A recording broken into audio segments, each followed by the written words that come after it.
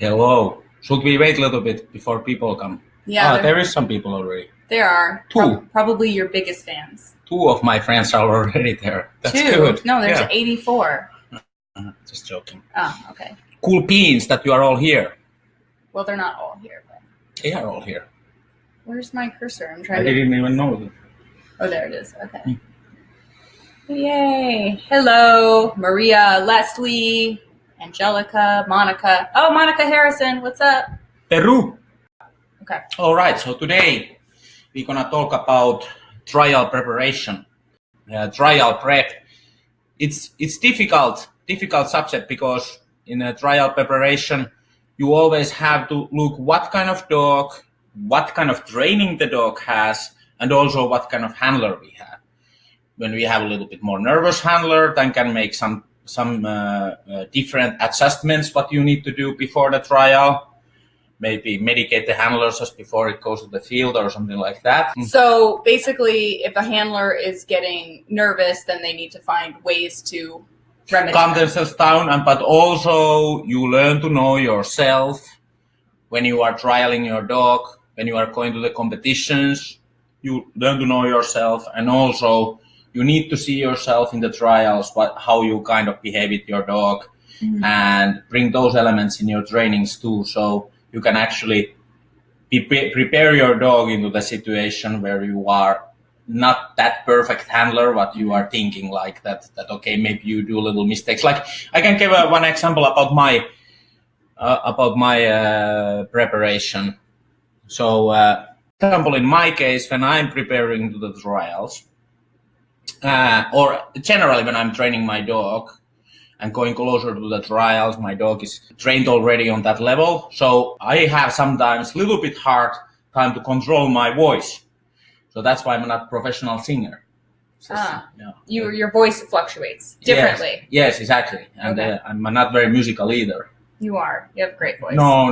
Yeah, I try to go to the military academy. I try to go to this, is it called, how you say that when the people are The singing? choir. The choir, yes. They didn't accept me, because my singing voice was horrible. So anyhow, in the dog training, sometimes when I go to the competition, I cannot really control the tone of my voice or the loudness because I'm a little bit nervous, of course. Even on the field, maybe not so nervous. So in trainings, I'm purposely changing a little bit. I'm changing a little bit my tone of voice in training. So you purposefully do it. I purposefully do it so my dog still do the same things, even if I say "fuss" a little bit different way, like "fuss," because I'm so nervous. So okay, all right. So purposefully changing your voice just to make sure that you've got all of those bases covered. What's the meaning of the trial preparation? Why we need to do that? The main purpose of the trial preparation is that we can get all that what we have done in the trainings, the quality of our trainings, we got on the field. So when we are in actual trial, that we can get the same level or maybe the best level, almost the best level what we have in the training. So let me explain a little bit about the trainings at first. So in the trainings, what we try to do is that the technical preparation and emotional preparation, even it's first, the dog is still doing like a good level in trainings. In the trial preparation, what we try to do is that the dog in the trial preparation is showing its best what the dog has learned in the trainings. That's kind of our main idea there when we are preparing to the trial. From where the trial preparation starts, that's always a little difficult to say what is the exact point.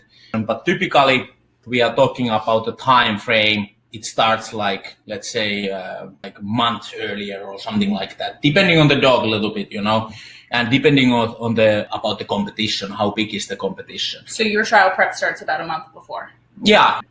So are you ready for the trial? That's something what you need to look in your trainings. That if you are in the trainings all the time in the situation that you have to activate your dog or you have to give correction for your dog, most likely you are not ready. So that's a one indicator that you have to look, that when you walk to the field and and the dog is coming with you to the field, that the dog is active Okay. right away and shows the right behavior without helping. That's Okay. kind of the indicator for you when you start your obedience in the training, that the dog actually is ready for the obedience without too much activation Okay. or correction or Yeah. something like that. So if you're coming to the field and you're immediately having to cajole your dog to get in the mood to work for you, you're probably not ready for trial. Exactly. Yeah. Okay. If you have to do all the time, help your dog, try to activate your dog, Okay. that's something what tells them. And when I have had chance to in many competition to watch the handlers, like when I go to the field, sometimes in the competition when I'm looking and watching the handlers, and there you can see a little bit already that how much the handlers has done work for the trials, how much there is this trial preparation for the handlers. So like if the handler is by the stadium and the handler has to try to help, push the dog a lot, or to do a lot of things to help the dog. I don't mean that it's always bad obedience after that, but let's say that if you have a clear routine, how you bring your dog to the field, and you do that in your trainings, you have trained it many times, and you with the same routine you every time come, and you repeat the same routine in the competition, that's gonna help you in the competition a lot. Okay, cool. So then how often are you correcting in your training sessions? So if you're correcting a lot within the training sessions, is that something that might indicate that you're not quite ready to go? Yeah, for sure. Or if you have to boost your dog, like when you come to the field and you need to always try to activate your dog, or you have to correct your dog when you walk to the field or you start your obedience. And now when you go to the trial and you don't do it, most likely there is a problem. Okay. Problem then that, in the competition the dog doesn't show the same behavior because you don't do the same things in the training what you do in the competition. Right. So that's one of the main indicators, that you have to get your dog into that state in your training, that your dog is that active one. Like we have talked about in the healing course, for example, that all the engagement lessons, the guys who has the healing course. Yeah. So that's very important, that the dog is that active. Okay. Somebody just asked that what the activation means. The activation, I mean that the handler tries to activate the dog and says, "Che, come." Cheerleading. Cheerleading the dog. You can do it. Come on, buddy. Come on. Instead of the dog being like a really active right away when you start your obedience. So basically the difference between you pushing your dog versus the dog pushing you. The dog has to come to the trial field or a new field pushing you, wanting to go. If you're, worried about, showing him the ball, correcting, doing all of these things, then you're probably not ready. Exactly. There's lots of information in trial preparation, of course. So it's not only a couple of things. And like I explained at first, there is the three main factors in trial preparation. And the three main factors are the handler, the most complicated part, previous training, how the dog is trained, effects on your trial preparation a lot. So the third one is what kind of dog you have. So what is the type of the dog? So these three things, they affect, of course, a lot on your trial preparation. The trial preparation means that you try to get the best out of your trainings in the trial preparation. So anyhow, trial preparation, you try to make your dog to show the best. Right. So the best what the dog has learned in the trainings. Right. The trial preparation is supposed to bring the best out of your dog. It's not a fix to what you've already taught. Yeah. It's just getting the best out of the training the dog already has. Exactly. So, okay. And then I want to say also one thing about this. Like now when we are talking about the trialing, the trial is the one excellent situation where the handler learns more about your training, more about yourself, more about your dog. So in trial, look it always the way that, my dog didn't do good healing today because the guy in the group had the red jacket. So that's not the idea to think it. or something. Okay. Oh, there was somebody walking just when I did the send out, so that's why my send out was bad. Think always the way that, okay, there is these things, they are not always same for everybody. There is something always changing in obedience as well, and tracking lots, but in obedience too.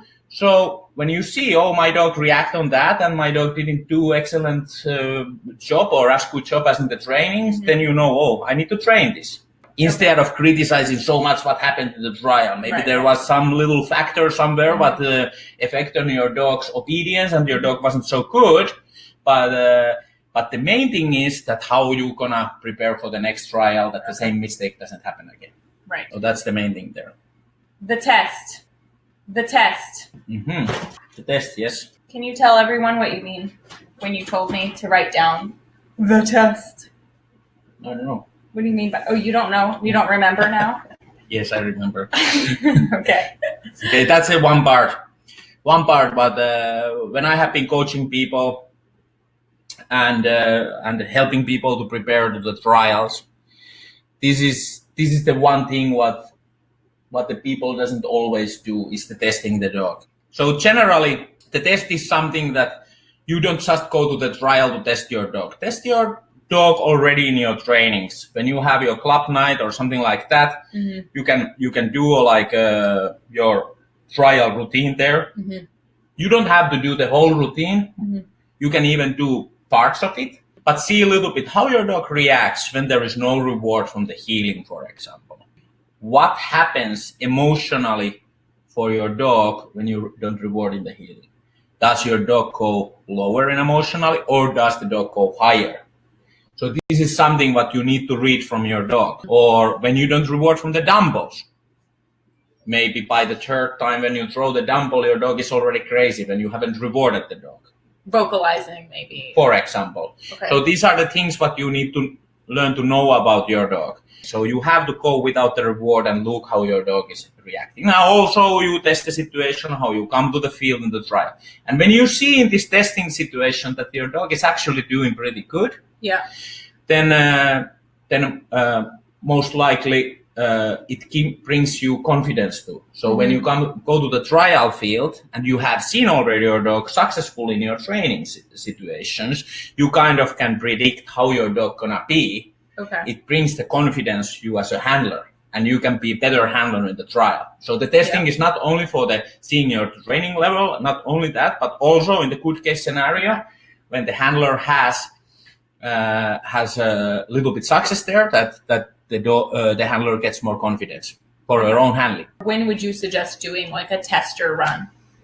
I wouldn't do that like when you do your first trials. When you go to your first PH, for example, I will do at least 1 month earlier that PH, that test. I don't mean that you have to test your dog before every trial. Yeah. Now, eventually, when you have done many trials with your dog, of course, you learn to know your dog already. You don't have to test it all the time over again. You know, this is just something. Yeah, this is something what I would do, for example, for my dog before the PH, maybe before IPO1, maybe before nationals, a little bit on the bigger field and then different kind of environment. I will do something like that, but not like that before every single trial. You have to test your dog. Okay. That's not the idea. So clumping, do you want to explain this guy right here? Yeah. So the clumping, actually, I don't understand the word even so well, but it's kind of like putting things together. So that's arranging the things together. This is the very important part in your obedience training. Like eventually, the first step in your obedience training is, of course, to train the little parts of every exercise. And every exercise you train these little parts, then you start to put them together. In healing, let's say like down in motion, you have the basic position is a one piece, eye contact is a one piece, the healing is a one piece, then there's a reaction on your command down, then there's a waiting is a one piece, eye contact to the handler when you leave the dog is a one piece, recall, like there's so many little details, of course, but you have to train even in smaller details to get that excellent down in motion, So, Right. so like, as everybody knows who has more experience about the sport, it really, really needs a long time to get everything together than out of motion exercise, for example. Then when we start to talk about the trial preparation, we cannot anymore in trial preparation to put all our focus on those little pieces. Okay. So trial preparation is now foregoing the details and just working on kind of the main Yes. The main exercises. Exactly, yes. Your little details should be taken care of. Yes, exactly. So you cannot anymore now, like all the time to look some little details. Now you start to look more the big picture. That's your idea. And in this clumping thing, we are Yes. we are doing it in 3 different parts. Maybe you don't see there if somebody says that it's a little blurry. Okay. But how I divide the obedience to 3 different parts. This is something, of course, influenced by other people in the long history too. But this is kind of like the 3 different parts. What I'm doing is the healing and out of motion exercises is my one portion in obedience. Okay. So now it might be that Monday, Tuesday, and Wednesday I'm training healing, sit down, and stand, for example. Okay. So the motions and the healing 3 days in a row. For example. Yes, not all the time. Yes. We're not holding you to it. Yeah. You don't have your hand on the Bible. Yes. Okay. And that's the one part. Okay. Then I have the other days, Thursday, Friday, and Saturday I'm training dumbbells and send out. Okay. So I'm doing my dumbbells. Of course I'm training my dog in all these exercises. It doesn't mean that I'm doing them like in the trial. Okay. I'm rewarding from different parts. I'm using the tools what I taught for my dog to make my dog faster or more powerful or getting more focus or whatever tools I taught for my dog in the trainings. This is combined on these. You're perfecting clumping. these things. This has nothing to do with testing. You're continuing to perfect these things. Exactly. And then I go to long downs. Then it's a Sunday, and next week, Monday and Tuesday, is my long down training. Long down training is super important emotionally to train the long down.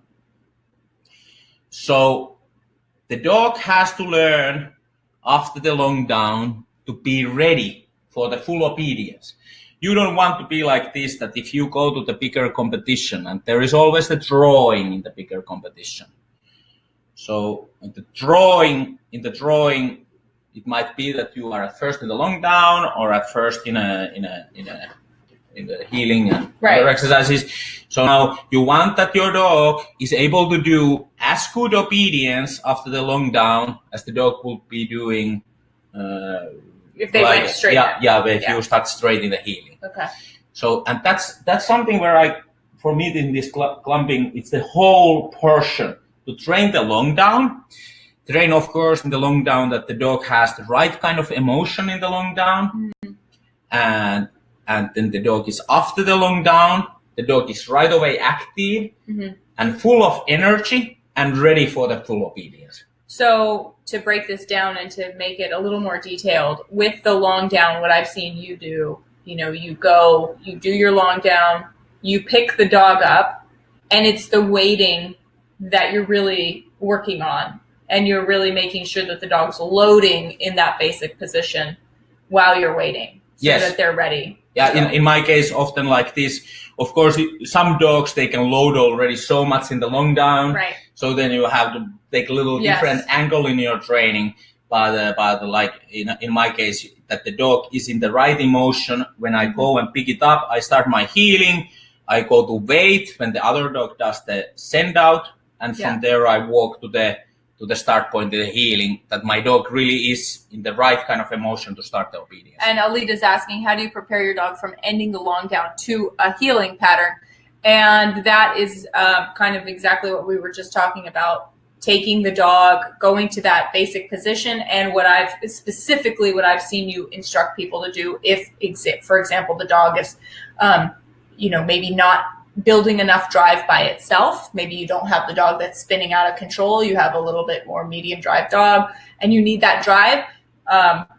Sitting there waiting and then activating with barking. So turning and saying, Yeah, that's the one way to do bark, that. speak, whatever. Some dog who is vocalizing, maybe you don't do the barking. Right. Maybe in that situation you reward the dog, Right. and the dog is expecting in that situation the reward, Yeah. and that builds already the right kind of drive Yeah. and confidence in that situation. And So the expectation within basic position keeps the dog up and ready, and then you take your first few steps, and the dog is with you. So if the dog's not with you in the first few steps, then most likely it's not going to kick in. Exactly. And remember, this long down portion in this clumping is very important, that the dog learns after the long down to be in the right emotion. So you don't want to go to the trial and shaking the door, drawing that hopefully I'm first in the healing. If I have a long down, I have a 60-point obedience. You don't want that, You want to train your dog into that situation that you can walk to the field and be confident after the long down too that your dog is in the right emotion. Right. So it needs training. And like I said earlier, I don't train it the way that I leave my dog long down and after the long down I do the whole healing routine. Yeah. I'm doing only the long down. And now I know my dog already. I know how my dog is supposed to be when I'm saying sit and foosh, and I know my dog is now in really good emotion. My dog is active, ready for obedience, reward. That's it. Okay. And then I just play with my dog. It's finished. Yeah. I don't do anything else, Okay. So this might mean when somebody's working on your long down, you're working on your long down, but really you're working on the pickup after the long down. Exactly. But not only the pickup, then after the pickup, you need to heal to the behind the blind. If you are in the big competition, you are healing behind the blind because the other dog is doing the send out. Yeah. Yeah. And from there, you heal the start point. Okay. And there, it might be on the stadium that you are waiting that the other dog goes to the long down. Okay. So it's not only that actual pickup, but also this what happens after that before you start your healing. Okay. So those are the parts that you need to train. And of course you can, in your training, start the healing and reward from the healing. Okay. Yeah. So recapping the clumping, your for those of you that can't read the board, you've got your healing and motions that he practices maybe, for example, 3 days in a row, healing and motions, training those and perfecting them. And then he has the dumbbells and the send away, another clump that he practices another 2-3 days in a row. And then he has the long down and specifically the waiting and basic position after the long down that he practices. And that's what you do, right? That's what I do. Yes. And now there is two reasons why we do this. The one reason is the technical sureness, that the dog is always kind of expecting already what exercise is coming. The dog doesn't exactly know what's coming, like when you do your sitting motion, for example, you don't want your dog is anticipating the sit. Of course, you variate your trainings all the time. Remember, people, variation is important. Variation in your training, it has to be interesting. It has to be fun for the dog. So the training has to change all the time. You don't do the exact same spot, the turn and stuff like that. This is of course what you have to remember. But kind of like the dog has this little bit in the head, when you have done your healing, you come out of the group, there is coming the possible sit in motion. When you return after sit in motion, then you can start the down in motion, So this little pattern, it's gonna bring more, that the dog is more sure in the trial to do the right exercises. And you do, like in the dumbbells, you do a little bit the same order there. Yeah. You have flat at first, and then there is a hurdle, and then it's A-frame. Right. And you always do those. Exactly, and the same order. Okay. And then it comes the send out. So with that pattern, because the order is all the time same, you can bring this technical, how you say, like reliability. Yes. Technical reliability for the dog. something like that. So the dog knows a little bit what to expect. But not only that, but also the emotion. Okay. You know, when the dog has a little bit that pattern, and sometimes when you don't reward right away, and the dog knows kind of, oh, that maybe the reward comes from there, or the reward didn't come from the sit, but maybe the reward comes to the recall, you know, like, right. And especially for some type of the dog, this is a good kind of building, you know, the dog is building more, right. And, you know, when you go to the dumbbells, you know, then the dog starts the new pattern again, right. You know, and there is this strong emotional connection as well. Yeah. And with the emotion, I mean the drive and activity. And many times you just walk to the dumbbells, pick up a dumbbell, and then reward. Yes, that's the other subject that we're gonna talk a little bit later. But yes, oh good. I do okay, that. You'll cover that. We have a few questions. So Christopher says, how long should training sessions for clumping be? I think they're your normal training sessions. How long, like time wise? Yeah. So of course this depends a little bit. Like what kind of how long training session exactly it is. Sometimes you need repetitions for something, you know, like you can see that maybe you need repetitions for your up out turns, for example, in that training session, and you have to reward a few times. Yeah. Then the training session is a little longer. I wouldn't look it too much like a time wise, but let's say it's because general rule, especially with the young dog. When you finish your training session, your dog is supposed to still be active and in good emotion. Okay. You know, like that the dog is still feeling that energy and it's in good emotion when you finish your training session. Okay. If you do the training session so long that the dog gets a little bit bored and it's not so active anymore, that can reflect for the next one. Okay. So especially when you are building this emotion and in this clumping thing, then it's important to always finish when the dog is in good emotion. Okay. And then Renee, are your tools always on the dog right up to trial? That's a yes, for sure. Yes, because the actually doing with the dog should be the kind of the thing. The dog wants to heal, you know. Yes. That's your goal in the training. You go to the healing, the dog wants to do it, you know, or the dog doesn't do anything because of the tools. The tools are just a way to help the dog. Yes. Mm-hmm. But why would you not take your tools off? Why would that be a bad idea? Yeah, because then you cannot help your dog or give correction, you know, in the situation is needed. Okay. And Miss Dawn, what if your dog loads in the long down? We have a newfie here, huh? A newfie. Mm-hmm. Yes, she is a newfie. What if your dog loads in the long down, have been rewarding with food and trying to calm the dog down by rewarding with food and making left turns to make proper, not overloaded healing, but in training, should we look for the highest motion possible after the pickup? Yeah. So if the dog loads the long down, and the dog goes a little crazy and out of control, then you have to think a little bit what kind of emotion you have after the long down. Mm-hmm. You are not building the dog maybe up. So if you have a little bit hyper dog, then you have to think also how you reward. If you have a reward as a ball, for example, mm-hmm. the dog, especially the working dogs, they build a lot for the ball, but maybe rewarding from the long down with the food. That's what she said she was doing. So that's correct. Yeah. Reward from the long down with the food. Yeah, exactly. For a dog who loads. Yeah, you can reward with the food from the long down and get the better concentration. Okay. And when you have a dog who loads up, very important thing is after the long down, the basic position. When you pick up the dog, that first basic position, you need to have right kind of concentration and right emotion in that basic position where you start your healing. So does that mean potentially pacifying the dog a little bit? Like no, not typically. Like let's say like little things. Like if you have a young dog, like who is a little bit screaming in the basic position and getting after the long down a little bit like excited. Just these little noises. Don't reward the dog from that. And with reward, by the rewarding I mean starting to walk from the basic position is already reward. Okay. You know? Yeah. So now wait, focus. The dog is focused. The dog is calm, concentrated. Reward. Okay.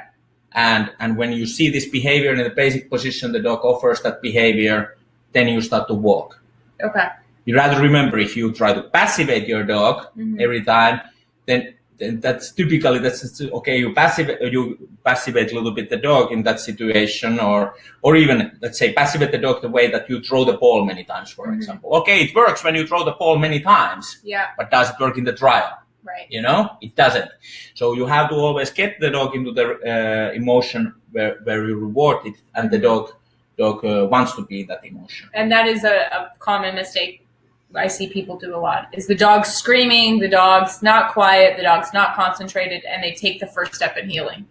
Yes, exactly. That happens, and it happens not only in obedience, but it also happens often in protection trainings. Yeah. So look your dog's behavior before you start to move, for example. Because the movement's rewarding to a dog like that. Exactly.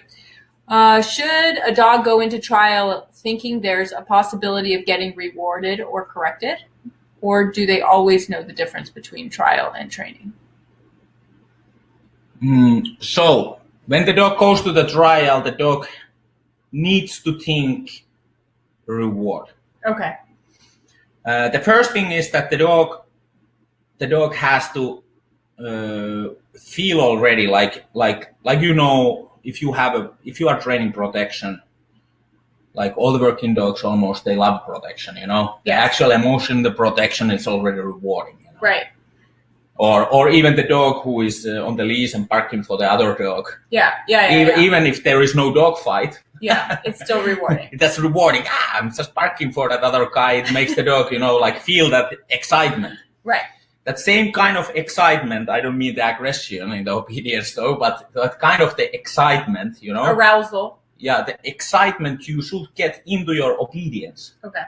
That the healing, like if we talk about, for example, your dog, the Ricky, it doesn't matter if you reward the dog or not. Right. It's always excited to heal. Every time you walk to the field, the dog just wants to heal. Or even you go to normal walk and the dog feels a little bit like, oh, I have nothing to do, then the dog comes beside you and start to heal, So this is the excitement, like that behavior is already for the dog, enjoyable. And one thing I want to tell everyone, that a huge thing that you told me a while back was, when you go to a new field, do fun things. I think we said this in our healing webinar, but it's so important for trial, especially because they start going to these new fields and they're at their best. They're super confident and they're just ready to show off. And instead of going to a new club, a new trial field, and working on these things that you hate, just do easy things and reward the dog. And yes, sometimes feeling kind of tired. I don't want to come to train maybe today so much.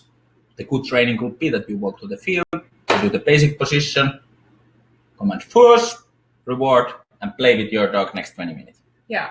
That's good training already right there, if you rewarded the right behavior. Right. If you rewarded the behavior where the dog is screaming and jumping in basic position, maybe not so good training. But if you reward that, all right, now we have fun. So like I said, there was the question earlier. So the dog is supposed to wait for the reward when the dog comes to the obedience in the trial. So in the trial, not the correction. They should be thinking there's a reward, not really a correction. Correction, if you use correction in your training, correction leads to the reward. Oh, okay. Correction leads to reward. Okay, so getting your dog out of protection, so many people have a problem with their dog coming to the field and thinking it's protection, particularly if the dogs have been hearing barking all day and for whatever reason you get them out of the car and you're going, oh, crap. They are not in obedience. Yes. How should you practice that? Yeah, this is something, of course, but in our sport, all the handlers need to train in some point that the dog has to understand to separate the protection and the obedience training from each other. Okay.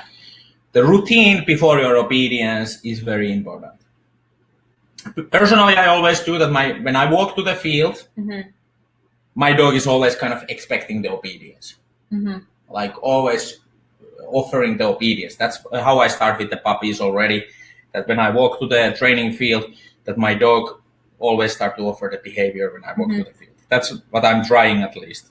And so, of course, the protection is higher intensity, and there is more drive, and of course that easily goes over the obedience. So it can be difficult sometimes to adjust the dog to the obedience.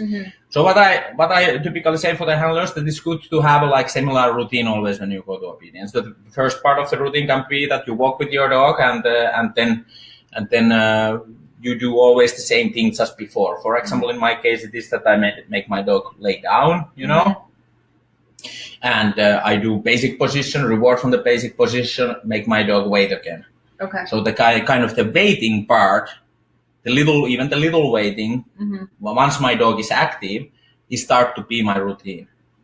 So once my dog shows the activity when I walk to the field, then that waiting is the actual preparation.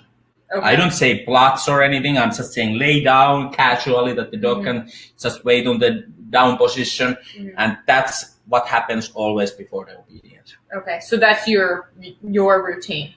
That's my routine, yes. Okay. And I always tell my dog, well, I have one dog that's not very clear, and if you remember, I came to you with that problem of him going into protection. Yes.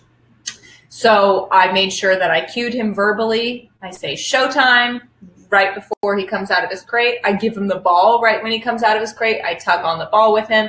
We go to the warm-up area, and then I do the lay down and step away from the dog. Yeah. What if your dog? What if you're onto the field for obedience and your dog is thinking protection? Yeah, if the dog is totally off, then you have to have the tool in the training already, how you can demand. You have trained like under distractions, the dog looks away, you pop from the leash, and the dog looks back, you reward, you know? So you have to have that kind of tool to demand from your dog the healing. Not in that situation, that's not the first. Right. That's not the first place to do it. So the dog has to have picture about that. So you demand from your dog looks back, and you reward from the behavior. Okay. So then later on, you can even, when your dog is technically good in obedience, emotionally has learned to be active. So now the dog hears from the field, the protection is going there, and then later on you come to do your obedience. In that situation, you use the same tool. You demand with the leash pop from the dog that the dog looks at you, and then the dog is active, and you reward. Okay. And the dog learns to turn to the obedience. You demand that from your dog. Okay. And another thing that you taught me that worked tremendously well, it was a game changer with this particular problem, was kind of letting the dog go into that, ooh, are we doing protection? Giving whatever your appropriate correction was. For me, it was a little stem with a cue word. So I'd say, uh-oh, correction, and then run away and reward to a big toy. So I was creating activity from that correction as opposed to the dog going passive. There was almost no way for me to screw it up. It was just correction with the cue, bingo, reward, tug. And from there, he was more focused on me. And that was a huge game changer for sure. Yeah. And of course, this is something that you need to train to. I don't say that when you are going to your club trials, you have to maybe put the main focus on this, but especially when you go to the bigger competitions, this is important. Like in bigger competition, you are doing one part per day. So sometimes the protection can be before the obedience, or maybe there is somebody cracking the whip before you go to obedience. So these are the things what you need to train in your training sessions. So make sure that your dog can hear protection going on and then go on to do obedience. Exactly. So it's important to train that. Like it doesn't come without training. Okay. Like that's for sure. So when you go to the trial and your dog shows beautiful back transport in the healing, you know that, okay, this is something that I have to train, and it's not easy. It needs repetitions. Yeah. It's like every kind of emotional training. It needs repetitions. That the dog is okay. And now it's obedience time. But the one thing what helps with this in your training, when you are doing just the basic training, is just that the dog is excited in obedience. If your dog is passive in obedience and it's not so much fun, of course that already has a the huge dog, effect. yes, the dog chooses the protection Of instead course, because yeah. okay, obedience is not fun, so why I would do it? Yeah. So it's important to have the obedience on the face that the dog really enjoys it. Okay, and I think Daniel had a question, but Daniel, I think we went over it, right? Do you have What's any that? special rituals you train your dog to show them whether it's protection or obedience? Yes, and those are the ones. Yes, and yeah, like in protection, for example, I have a big flat collar, like a leather collar, and that's what I always put on when I go to protection. That's like I put that on the car already before I go to walk with my dog, warm my dog up and let my dog pee. I already put that on, so the dog is kind of like you can see the attitude. All right, now we are going to protection. So that already like the difference for when I go to the protection is pretty big. Even in competition, I put that big collar when I take from the car. Of course, when I go to the checking into the field, then I take it off. Last competition, I left my harness at the check-in spot. Yes. So same thing. I need him to know he's in protection. Out he comes. Put the harness on, which is the normal routine. Walk to the area. Let him sit there for a minute. Just take the harness off or take the flat collar off. They don't care. They're already in that mental state of they know what they're doing. Yes. Go get it later. Okay, so distractions. Distractions. We have 3 different things here. Is the people, dogs, environment. I would say the one thing what I forgot to say to Sarah and right here, the biggest distraction typically for the dog is the handler. Oh.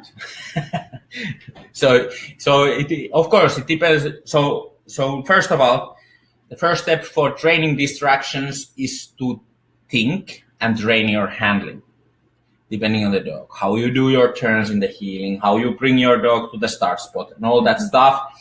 That it's clear in your head, the whole picture of what happens in the trial. It's very clear for the handler. That makes you yourself also much more confident when you walk with your dog to the field. Your dog is more confident, and you are a better handler. Every dog depends on the trainer, but when I'm coaching the people, every dog needs little different kind of handling in the trial, how you make your turns, how you come to the dumbbells and all that, like you have to have the clear in the mind that you almost in your sleep you can do it. Yeah. Kind of. That's the one big factor there. You don't really have to think. Or like one handler who I was helping to prepare to the trials. I hope that this handler doesn't get angry now. I don't say that person's name, so. Let's see if I can figure it out. Okay, so anyhow, like he was doing the heeling routine. Oh, it's a male. It's a he. 50%. He was doing the heeling routine, and after the about turn comes the run and slow, and then comes the first right turn, the heeling routine. And after that right turn, the handler slowed down. Like in the walk, I look from the side and I see that the handler really, really slowed down the pace in the heeling. I know who it is. Yeah. So what happened after that? In the second about turn, the dog was not so sure because the pace was all of a sudden slower. Also in the stop, the dog wasn't so sure. And why this happened was because the handler was like, after the first right turn, I started to count my steps. So now counting the steps in your mind all of a sudden changed your handling. This is already something what you need to think in your trainings. Like, okay, if you count the steps, maybe in the trainings you count the steps too. Yeah. So you unconsciously, you don't start to change your walking style or something when you are counting the steps. What I typically do as a very big distraction for my dog in the trial is that I have practiced the trial routine so much that I can see pretty well that, okay, that spot on the field is 10 steps away. Yeah. When I start my sitting motion, that spot is 10 steps away. That's kind of impressive. I don't know how many people are going to be able to do that. It's like you just walk that many times. I know it seems easy. And sometimes it might be that I also do the mistake with that. I don't say that, but but that's how I try to do it anyhow. And also with the healing routine, when I do the long stretch, I already know where I turn, like it's not like that I'm counting the steps. But everybody do their own style. Counting the steps is a really good tool, but make just sure that you're something when you are focusing to count your steps that now you have to be able to walk normal. Yeah, you walk the same or count your steps in the trainings too, so it doesn't change anything for the dog. Okay, cool. That's the main thing there. And then with the rest of them, what are the main things you want to train for with regards to dogs, people, and environment? Checking in. Yes. With the judge. Yes. Of course, different kind of people in different situations.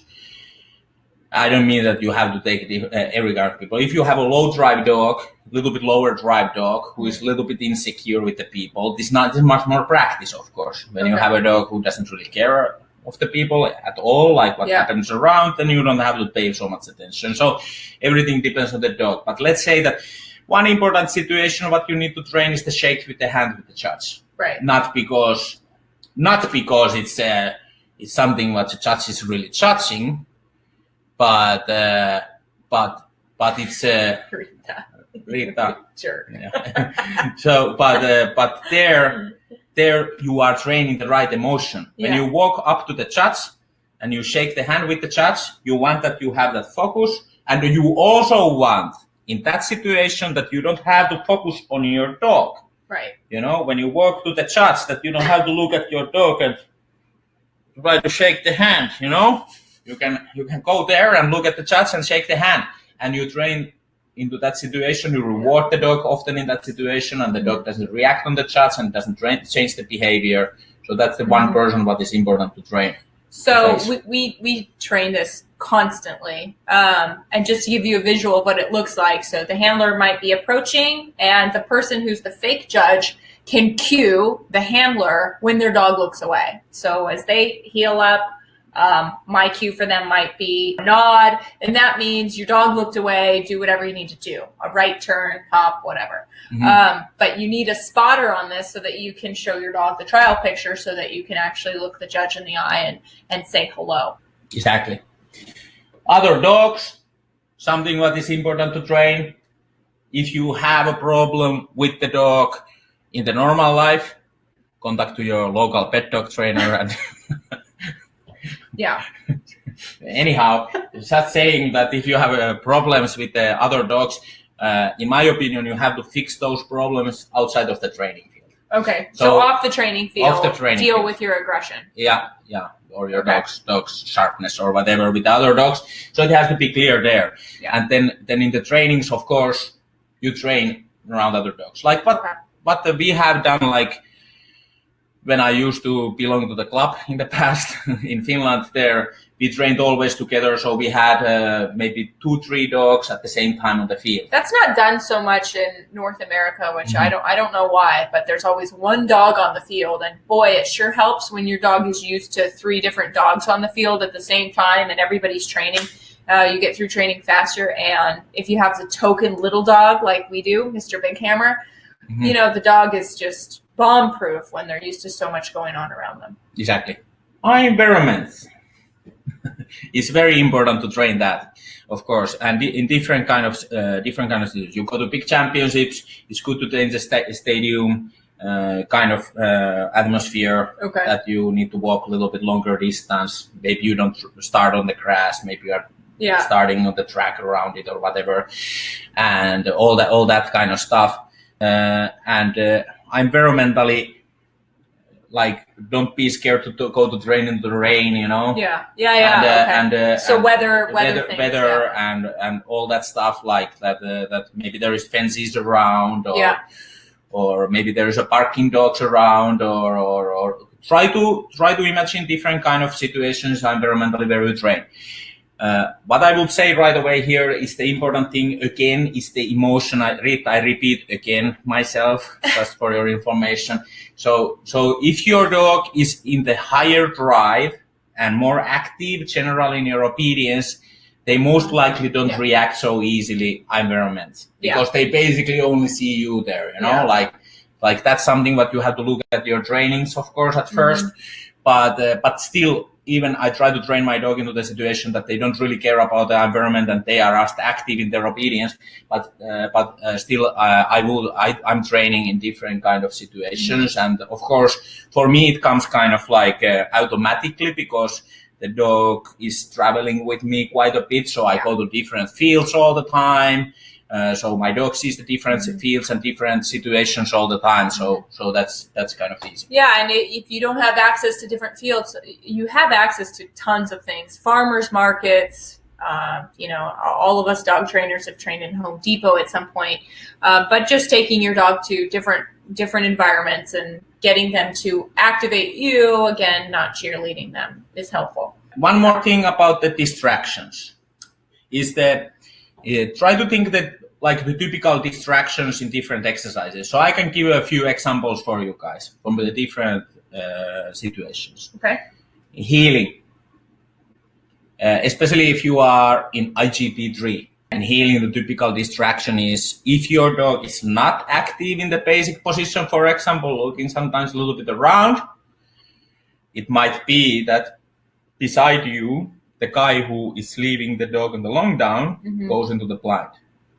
And now that can already affect on your emotion. You know, I know two friends that has happened. Yeah, badly. Wrong time. You know, your dog is in the basic position in the healing and maybe looks a little bit away or whatever. And now the other guy is walking into the blind. All right. You had the cue there that there was a helper in the blind, you know? Yeah. So that's just something, you know, like that's a one distraction. Typically the moving people on the side of the field. The other distraction is gunshots. Sometimes the gunshots, they sound like a whip, you know? So now, like what we do typically in the trainings is that when we do the healing, we don't actually use the gun, we use the whip. So there is somebody cracking the whip instead of gun. So the dog is still showing the normal healing, even somebody is cracking the whip. Okay. I wouldn't do that if your dog is totally out of control in protection all the time. So I wouldn't take whip cracking in your obedience, but I'm just saying what we do. They need to be used to that sound. So for preparing for maybe the dog looking and happening to see that the person goes into the blind, would you address that problem like, okay, let my dog see somebody go into the blind and work on it? Or would you just say, hey, you can't look away in basic position at all, so that you avoid that problem? That's the main thing there, of course, that in a basic position, you try to keep your dog focused and ready for the healing, so it's not looking around. But let's say so that to train the situation that somebody is walking into the blind, even your dog is normally focused, it's not wrong. Yeah, or maybe you have everybody set up the blinds, you go last in obedience, have everybody set up the blinds while you're doing obedience. Yeah, for sure. You can do that, yeah. That's a healing typical distraction. And healing reflects a lot of out of motion exercises. So that's the kind of the main thing there. But then when you go to your dumbbells, for example, the typical distractions in the dumbbells are the judge, for example. In the flat, maybe the judge is pretty close to the point where you throw your dumbbells, or when your returns, mistakenly the dog is looking at the judge. So train that the people are around you when you throw your dumbbell. Okay. Like that you don't have that little mistake. Yeah. Little mistake that the dog goes to the judge instead of to you, you know? Yeah. So have somebody out there. And then with the jumps, sometimes the jump and A-frame are closer together or something like that, and the dog is choosing the other one. So again, that's something that you need to train. You train with your jumps quite close together. Very close, yeah. Yeah, that the dog always learns that order. Okay, jump at first, A-frame is after that. I keep them almost, or sometimes almost touching each other. Especially when the dogs start to be more clear. Okay. So those are the main things there. Then in the send out, it's a one very sensitive exercise for all the distractions is the send out. So in the send out again, now when you go to your basic position of the send out, it might be that still the other handler is walking with the dog away from the long down. In the worst case scenario, not always, not in the big competition though, because the other judge typically takes the other handler earlier, but it might be also that there's something on the corners on the field, like some markers, or there's a blind a little bit front of you. train these, like put the blinds in front of you, put the little markers around the field, send your dog, and send the dogs behind the dumbbells. Yeah. Those are like the typical things there, the distractions that you need to train. Okay. Cool. High drive versus medium drive preparation in the days and weeks leading up to the trial. Yeah, so dog types. Let's go at first actually to the beginning. Oh yeah, I skipped a whole section. Yes, trying to rush here. Yes, as usual. Typical woman. So anyhow, the beginning, the basic position is very important, like we talked about in our healing course and the healing webinar earlier. Yeah. So the basic position is everything, and this is something that you need to train. The basic position and the emotion, the basic position, because all your exercises, they start from the basic position. You want in the basic position that the dog shows that right kind of concentration. Yeah. And not only that, but the basic position, it also gives the picture for the judge that, okay, how well the dog is trained. So you have a correct, focused, right basic position, it gives you the benefit already there. And if you don't have that intensity in the beginning, it generally doesn't kick in. Exactly. So like training basic position, what I mean with that, don't just stand in the basic position and think, okay, what I'm gonna do next. Yeah. And remember, you have your dog with you already in basic position. It's already there waiting for something. You see that the dog is active in the basic position. Reward. Yeah. You do healing, or you can make the dog bark from the basic position, or you can pull back from the leash and frustrate the dog. You can build your basic position, or you can use the correction in the basic position. The dog is distracted, and teach the dog to wait in the basic position. Be focused, keep the same emotion, be active, and wait for what is happening. And of course, a lot of that depends on whether your dog is building on their own and already almost out of control, like one of my dogs, or the other one who is medium drive and I'm always, trying to build. So two different. And then in the basic position, like not only the basic position, but also all the movings from the exercise to exercise. So when you go your dumbbells, the healing to the dumbbells. Now Rita says maybe you are repeating again, but healing to the dumbbells. So when you go to the dumbbells, if your dog is not in his normal emotion and normal activity before the dumbbells, it can affect on your dumbbells in the trial. So train your healing how you go to the dumbbells. Train your healing how you go to the send down. Train your healing how you go to the long down. Okay. These are all important parts of your obedience that makes the connection between the exercises. Yeah. So now if you lose your dog, for example, before the dumbbells and the dog start to be distracted, or the dog start to really bark, or whatever behavior before the dumbbells, that can affect a lot on your dumbbells, of course. Okay, gotcha. All right, high drive versus medium drive dogs. The weeks before, I think one thing that you were talking to me about was the medium drive dog might need a break right before trial. Yeah, when you go to the trials, of course, this is something what you can learn already when you do that, what we were talking in the beginning. So the testing.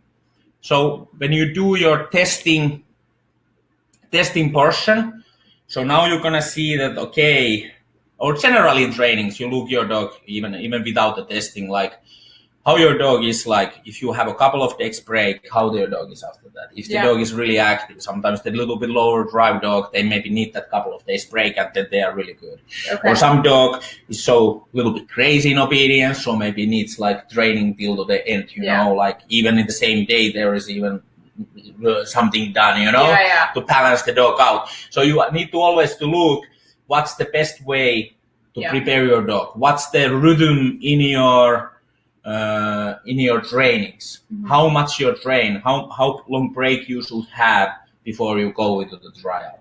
Okay. So this is like the main thing there, and not only that, but also what kind of trainings you do last. Yeah. Do you do the last trainings like you try to boost your dog? You try to make your dog even more active, and like make super fun trainings, make the dog a little bit crazy in the last trainings. Is that the way to do it? Mm-hmm. Or is it like balancing the dog out, making little longer obediences in the last? Calming them down just a bit.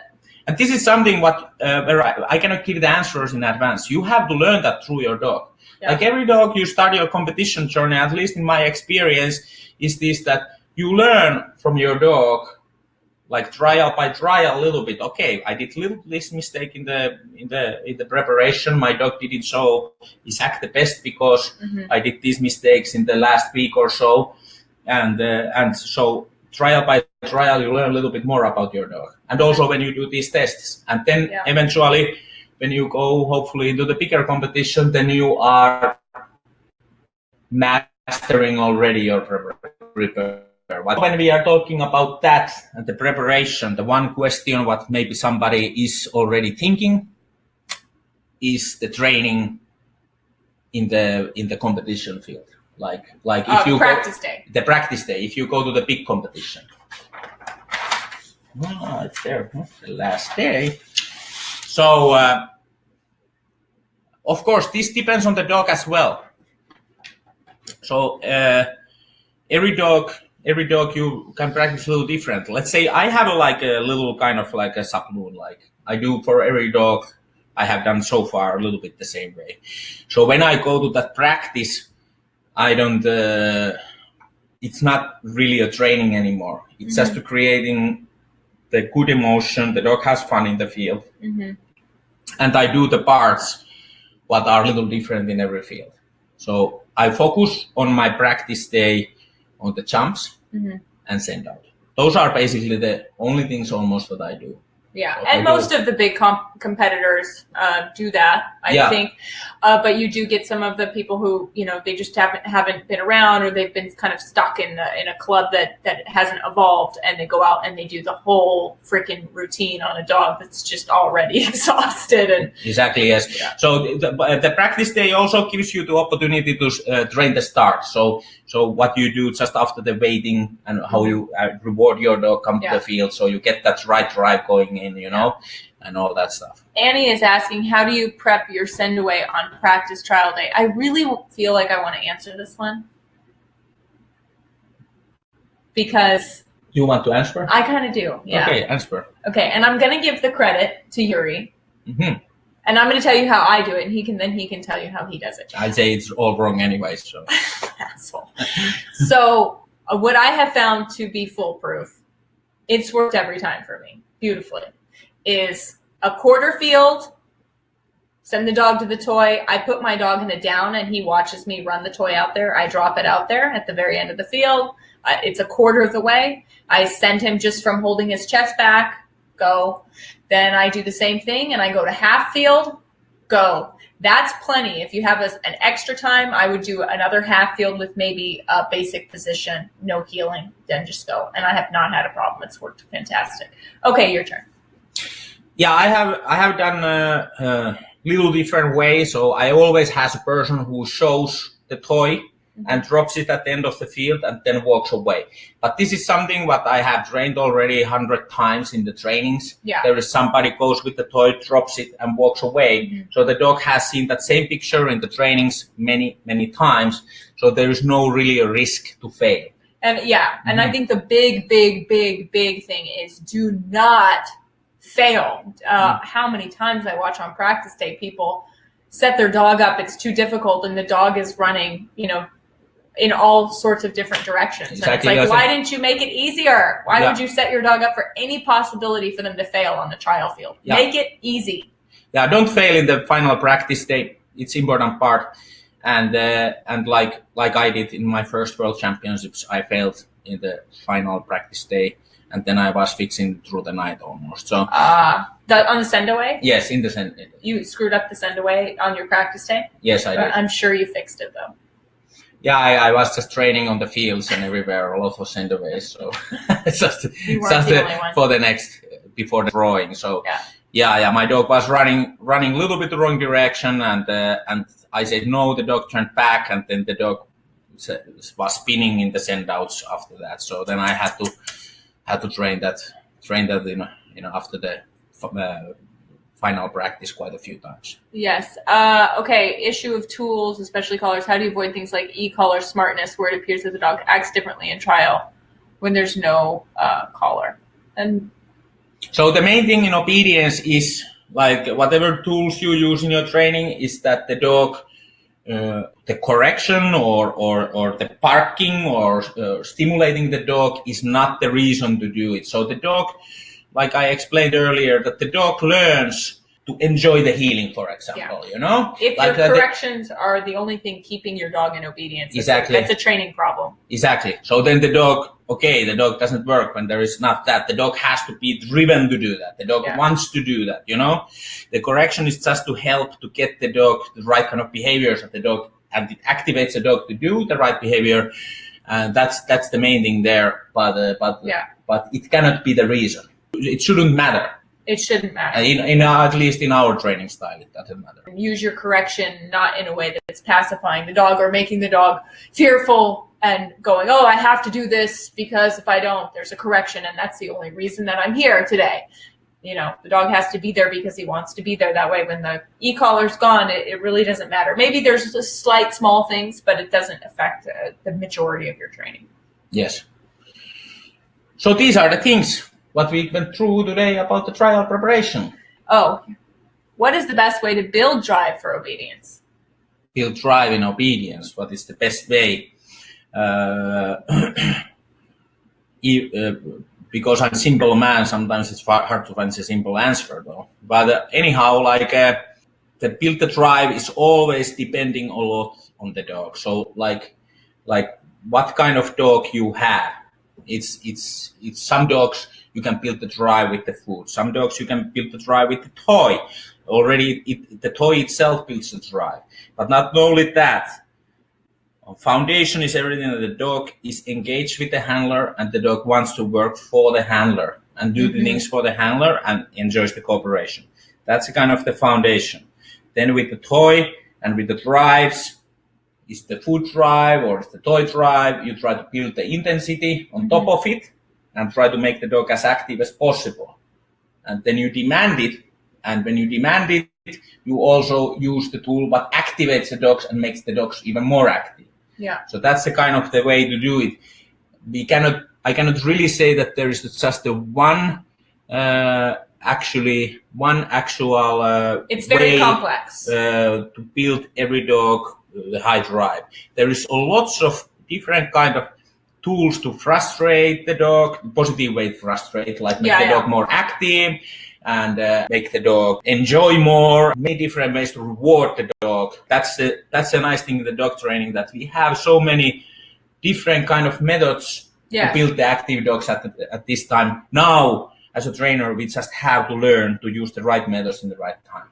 Yeah, it's a complicated question. I think for me, it's enjoying my dogs to the fullest, going out and really loving them and really being excited about what they learn, and they see that and they get excited because I'm excited and I'm happy, and it's a little bit different than maybe the process you go through. But I have to say that when I watch other people, especially the younger generation, the girls that I see coming out that are really excited about what their dog's learning and are really stoked about it, their dogs do better for them.